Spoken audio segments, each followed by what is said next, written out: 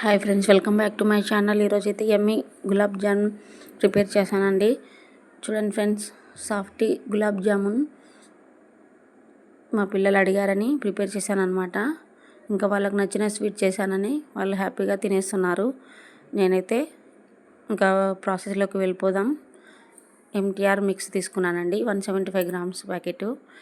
ఇంకా ఒక ప్లేట్లో పొడి పోసేసి తగినన్ని వాటర్ పోసుకుంటూ పిండి అయితే కలుపుకోవాలన్నమాట. ఇంకా కొందరైతే పాలు పోస్తారు, నేనైతే వాటర్తోనే తడుపుతానండి. చూడండి ఫ్రెండ్స్, ఇంకా అంతా ముద్దగా కలుపుకోవాలి. మరీ గట్టిగా కాకుండా కొద్దిగా సాఫ్ట్గా కలుపుకోవాలన్నమాట. తడుపుకున్న పిండిని కవర్లో పెట్టేసుకొని ఒక 5 మినిట్స్ నానబెట్టుకోవాలి. ఇంక ఇప్పుడైతే షుగర్ సిరప్ కోసం ప్రిపేర్ చేసుకుందాం. నేనైతే 1/2 kg కంటే కొద్దిగా తక్కువ షుగర్ తీసుకున్నానండి. ఇంకా వాటర్ అయితే మునిగేదానికంటే చక్కెర మునిగేదానికంటే కొద్దిగా ఎక్కువ పోసాను అనమాట. చూడండి ఫ్రెండ్స్, కనిపిస్తుంది కదా మనకు షుగర్ మునిగి కొద్దిగా ఎక్కువ ఉన్నాయన్నమాట. అలా పోసుకున్నాను అనమాట. ఇంకా హై ఫ్లేమ్లో పెట్టుకొని షుగర్ కరిగిపోయేలా కలుపుకుంటూ ఉండాలండి. ఇంకా మనకి దీనికి ప్రత్యేకంగా పాకం ఏమీ రానవసరం లేదు. జస్ట్ షుగర్ కరిగి ఒకసారి ఉడికితే సరిపోతుంది అనమాట. ఇంకా చూడండి ఫ్రెండ్స్, ఇప్పుడైతే షుగర్ తయారైపోయింది, షుగర్ సిరప్ తయారైపోయింది. మరీ ఎక్కువ ఉడకబెడితే చిక్కగా అవుతుందన్నమాట. కాబట్టి ఒకసారి ఉడికేటప్పుడు స్టవ్ ఆఫ్ చేసేసి మూత పెట్టుకోవాలి. ఇంకా మనము పిండి అయితే ఒకసారి మెత్తగా పిసుక్కొని చిన్న చిన్న ఉండలుగా చేసుకొని అన్ని చిన్న చిన్న ఉండలుగా చేసుకొని పెట్టుకోవాలి. ఇంక ఇప్పుడైతే చేతికి ఆయిల్ రాసుకుంటూ ఫస్ట్ అయితే పిండి బాగా ప్రెస్ చేసి తర్వాత రౌండ్గా రఫ్ చేసుకోవాలన్నమాట. క్రాక్స్ లేకుండా రఫ్ చేసుకోవాలి.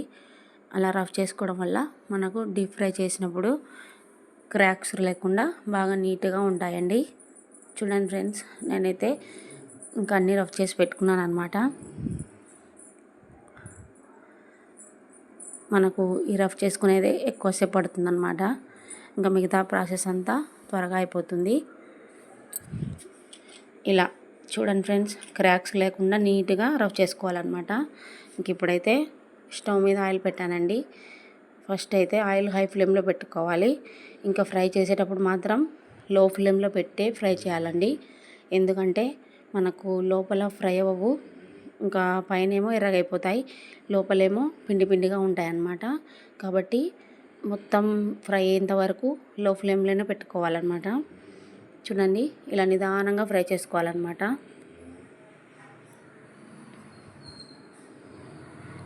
ఇంకా ఫ్రై అయిపోయాయండి.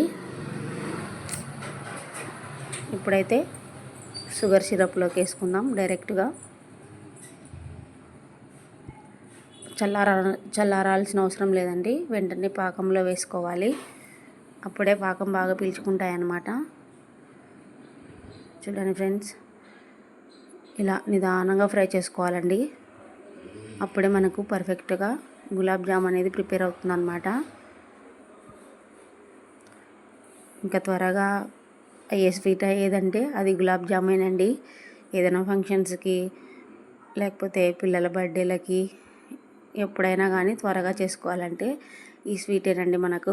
చూడండి ఫ్రెండ్స్, అన్నీ ఫ్రై అయిపోయాయండి. ఇంకా పాకంలో అయితే వేసాను.